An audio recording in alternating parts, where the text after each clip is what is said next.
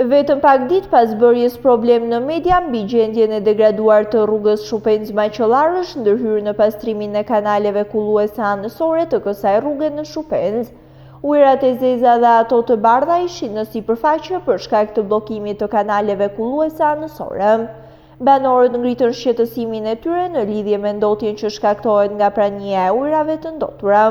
Situata ishte e tillë prej të paktën 2 vitesh, ndërsa nuk ishte ndërhyrë edhe pas apelit të bërë nga ana e banorëve që jetojnë përgjatë rrugës.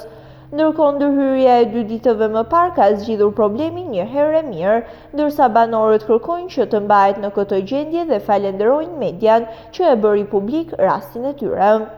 Ky problemi këtu ka qenë nga 2-3 vjet, du të hap ky kanali.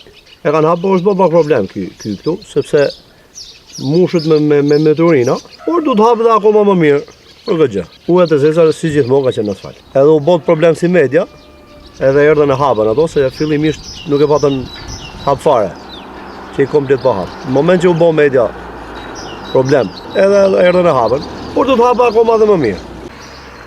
Prania e ujërave të ndotura në sipërfaqe rriti shqetësimin e banorëve të Shupenzës, sidomos tani që pritet rritja e temperaturave.